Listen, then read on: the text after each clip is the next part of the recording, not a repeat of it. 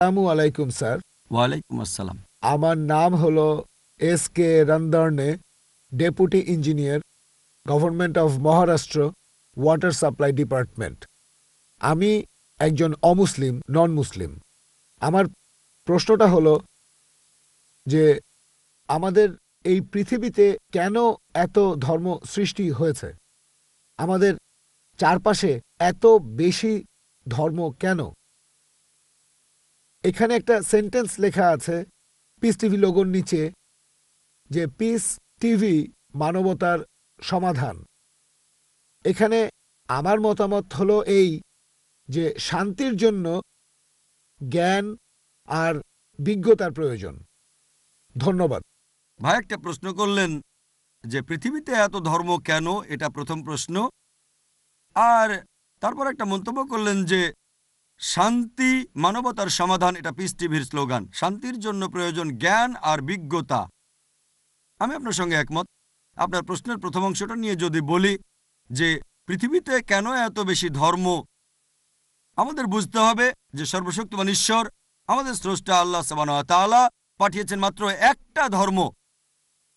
আল্লাহ পবিত্র কোরআনে বলেছেন সূরা আলে ইমরান অধ্যায় নম্বর 3 আয়াত নম্বর 19, ইন্নাদ-দীনা ইনদাল্লাহিল ইসলাম।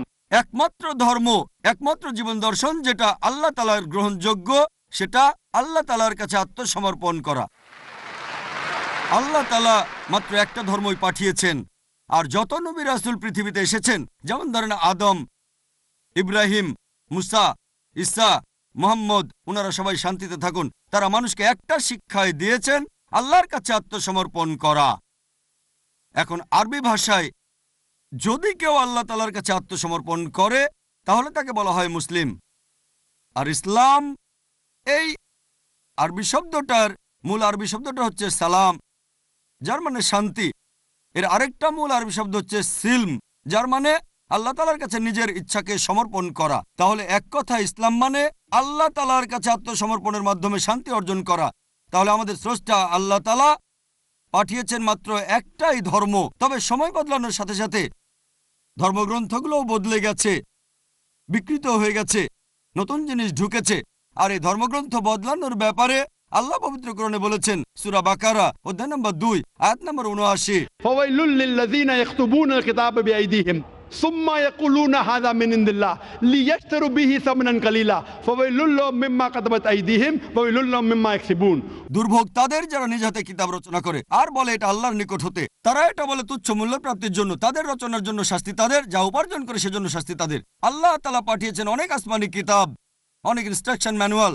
সময় বদলানোর সাথে সাথে এই ইনস্ট্রাকশন ম্যানুয়াল, আল্লাহর এই আসমানি কিতাব বদলে গেছে।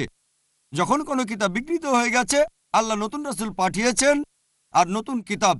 এইভাবে অনেক দিন চলেছে। তারপর আল্লাহ পাঠালেন সর্বশেষ ও চূড়ান্ত নবী মুহাম্মদ সাল্লাল্লাহু আলাইহি সাল্লামকে, আর সর্বশেষ ও চূড়ান্ত আসমানি কিতাব কোরআন নাজিল করলেন। এর আগে যেসব নবী রাসূল এসেছিলেন, আমাদের প্রিয় নবী মুহাম্মদ সাল্লাল্লাহু আলাইহি সাল্লাম বলেছেন যে আল্লাহ তাআলা এই পৃথিবীতে 1,24,000 নবী রাসূল পাঠিয়েছেন। পবিত্র কোরআনে মাত্র 25 জনের নাম বলা হয়েছে, অন্যদের নাম আমরা জানি না। হতে পারে একজন প্রশ্ন করেছিল, আপনি কি মনে করেন, একজন হিন্দু আমাকে এই প্রশ্নটা করেছিল, আপনি কি রামকে আল্লাহর রাসূল বলে মানেন, অথবা শ্রীকৃষ্ণকে কি আল্লাহর রাসূল বলে আপনি মানেন? আমি বলবো, যেহেতু নামটা কোরআন হাদিসে উল্লেখ করা নেই, আমি জানি না।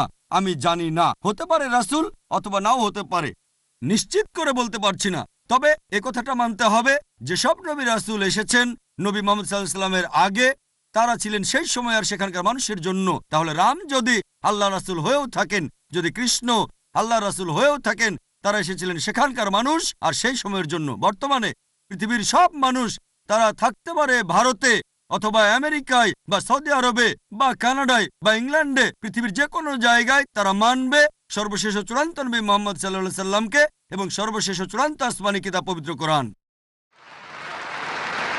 আল্লাহ আমাদের কথা দিয়েছেন সূরা হিজর অধ্যায় নম্বর 15 আয়াত নম্বর 9 যে আমি কোরআন অবতীর্ণ করেছি, সেটা আমি সংরক্ষণ করব। তাহলে আল্লাহ তাআলা পাঠিয়েছেন মাত্র একটা ধর্ম, সেটা হচ্ছে আল্লাহ তাআলার কাছে আত্মসমর্পণ করা।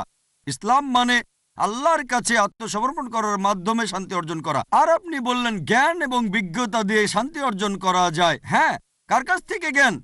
সবচেয়ে সেরা কে? আল্লাহ তাআলা আমাদের স্রষ্টা। কে সবচেয়ে জ্ঞানী? আল হাকিম, তিনি আল্লাহ সুবহানাহু ওয়া তাআলা মহান স্রষ্টা। তাহলে শান্তি অর্জনের সেরা উপায় হচ্ছে সেই জ্ঞান এবং নির্দেশনা মেনে চলা যেটা আমাদের স্রষ্টা আল্লাহ সুবহানাহু ওয়া তাআলা পাঠিয়েছেন। আশা করি উত্তরটা পেয়েছেন। ধন্যবাদ।